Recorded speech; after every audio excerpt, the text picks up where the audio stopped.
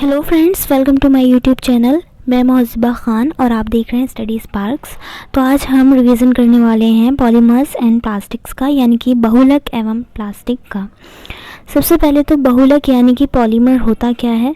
तो पॉलीमर का अर्थ है पॉली प्लस मैरिक। ठीक है, पॉली मतलब होता है बहुत सारे यानी कि मेनी, और मैरिक का अर्थ होता है यूनिट्स यानी कि इकाइयाँ। इस प्रकार से बहुत सारी इकाइयाँ पॉलीमर का शाब्दिक अर्थ हुआ।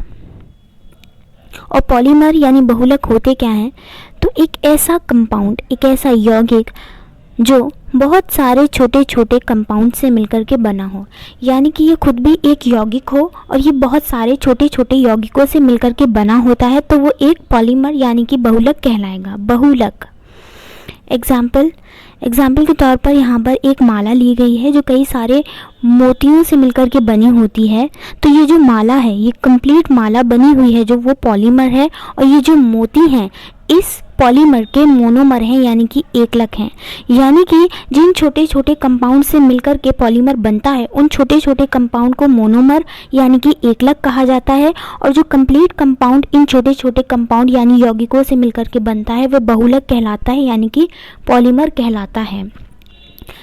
जैसे कि स्टार्च एक बहुलक है। स्टार्च क्या है? एक पॉलीमर है जो कि बहुत सारे ग्लूकोज कंपाउंड से मिलकर के बना है।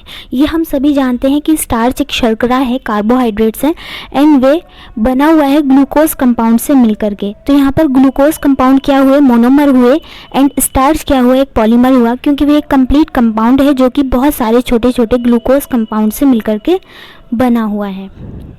अब यहाँ पर एक टेबल बनी हुई है जिसमें बहुत सारे पॉलीमर्स एंड कुछ मोनोमर्स भी हैं। मोनोमर्स वो होते हैं जिनसे मिलकर के पॉलीमर बनता है। सबसे पहले आ जाता है DNA and RNA.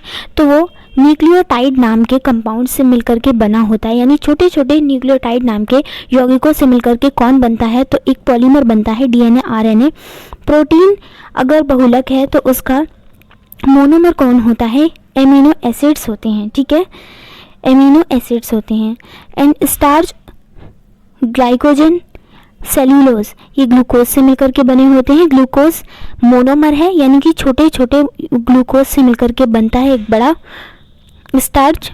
Natural rubber, ठीक है, आइसोप्रीन इसका मोनोमर है। सिंथेटिक रबर, संश्लेषित रबर जिसको बनाया जाता है इसका मोनोमर है क्लोरोप्रीन। पीवीसी का मोनोमर है विनाइल क्लोराइड। ये सब आपको याद रखने हैं। पॉलीथीन का मोनोमर है एथीन। अब आ जाते हैं रेशे यानी कि फाइबर यानी कि रेशे। पतले धागे जैसी रचना होती है जिसके द्वारा कपड़े बनाए जाते हैं। क्या कहलाता है? रेशे कहलाता है। टाइप्स ऑफ फाइबर्स यानी रेशों के प्रकार। तो रेशों के कई सारे प्रकार हैं, जिसमें से दो प्रकार हैं, मतलब दो टाइप के होते हैं, natural fibres and synthetic fibre. Natural fibre जो होती है प्राकृतिक रेशे कहलाती है। सिंथेटिक फाइबर जो होती है वो संश्लेषित रेशे कहलाती है।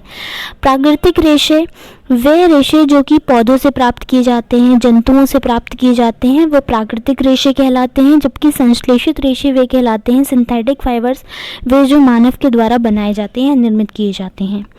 फॉर एग्जाम्पल आपके कपास यानी कि कॉटन पौधे से प्राप्त किया जाता है। रेशम है, वूल ऊन है, जूट है, सन है, फ्लैक्स है, ये सब आपके प्राकृतिक रेशों के एग्जाम्पल हैं। जबकि मानव निर्मित रेशे कौन कौन से हैं?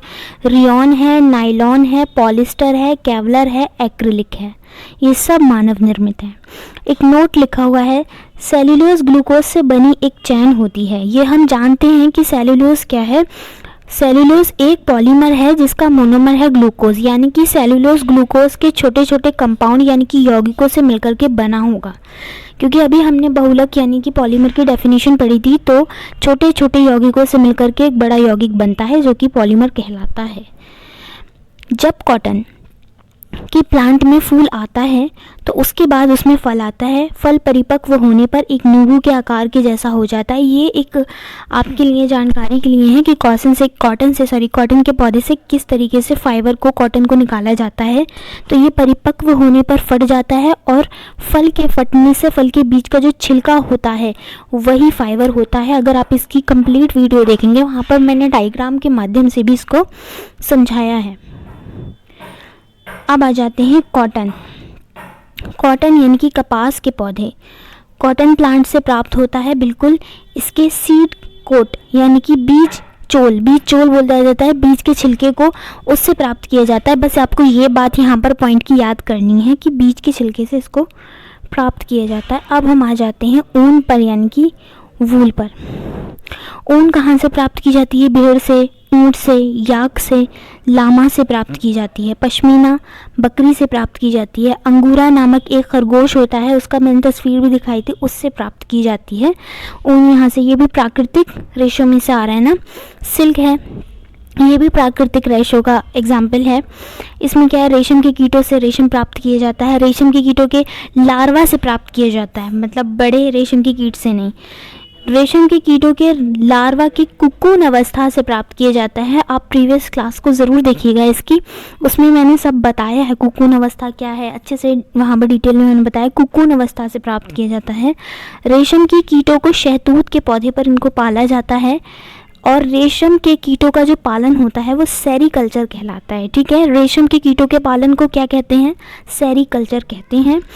और सबसे प्रसिद्ध रेशम है जो शहतूत के पौधे पर ही पाल कर प्राप्त की जाती है, वो है आपकी बॉम्बैक्स मोरी। इसका नाम आपको याद रखना है कि ये काफ़ी प्रसिद्ध रेशम है जो कि शहतूत के पौधे पर पाल कर प्राप्त की जाती है और उसका नाम है बॉम्बैक्स मोरी।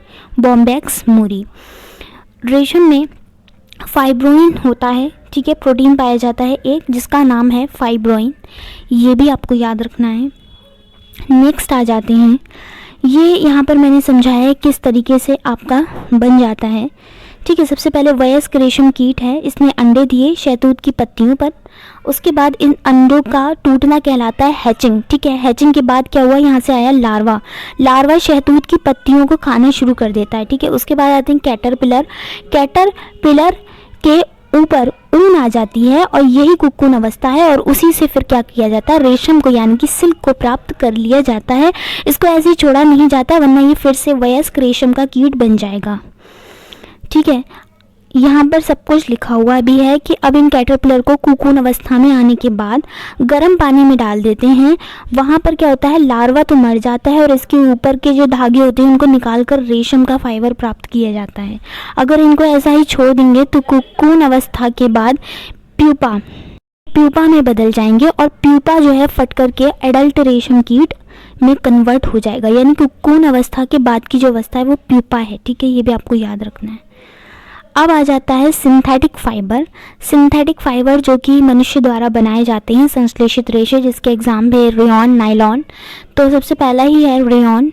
रेयॉन को कृत्रिम रेशम कहा जाता है। कृत्रिम रेशम किसको कहा जाता है, तो रेयॉन को कहा जाता है। ठीक है, आर्टिफिशियल सिल्क ये प्रथम संश्लेषित रेशा है। ठीक है, ये प्रथम संश्लेषित रेशा है। ठीक है, सेल्यूलोज प्लस NaOH को मिलाकर के ये बन जाता है। सेल्यूलोज यानी कि सेल्यूलोज क्या होती है, लकड़ी की लुगदी और plus NaOH gives that fibre, यहाँ पर रेयॉन बन जाता है। लिखा हुआ भी है सेल्यूलोज पर NaOH की क्रिया करने पर रेयॉन प्राप्त किया जाता है। सेल्यूलोज लकड़ी से प्राप्त किया जाता है, अर्थात रेयॉन पूरी प्रकार से प्राकृतिक फाइबर नहीं है। आप लोग ये नहीं सोच सकते कि इसमें सेल्यूलोज है तो ये पूरे तरीके से प्राकृतिक हो गया, नहीं, रेशम जैसा दिखता है ये बिल्कुल। नायलॉन है। नायलॉन ये एक पॉलीएमाइड है और ये प्रथम पूर्ण कृत्रिम रेशा है। देखो यहाँ पर कंफ्यूज नहीं होना है आपको। अभी हमने पढ़ा था रेयॉन के बारे में, तो रेयॉन प्रथम संश्लेषित रेशा था। ठीक है, संश्लेषित रेशा है, लेकिन यहाँ पर पूर्ण रूप से कृत्रिम रेशा कौन है, पूर्ण रूप से कृत्रिम रेशा कौन है, तो नायलॉन है और ये एक पॉलीएमाइड है और ये एमाइड का पॉलीमर है। ठीक है, ये पॉलीमर है एमाइड का, यानी कि एमाइड क्या है, इसका मोनोमर है, एक लक है। अब नायलॉन जो है न्यूयॉर्क और लंदन में पहली बार बनाया गया था, इसीलिए इसके नाम को भी इन दोनों शहर के नाम पर बना लिया गया है। ये सबसे मज़बूत फाइबर है, स्टील से भी ज़्यादा मज़बूत सिंथेटिक फाइबर होता है ये, ठीक है। और नायलॉन का यूज़ ब्रश में करते हैं, ठीक है, ब्रशल्स बनाने में किया जाता है, पर्वतारोही की रस्सी बनाने में किया जाता है, और पैराशूट में भी नायलॉन का ही प्रयोग किया जाता है। आई होप आपको आज की क्लास पसंद आई होगी।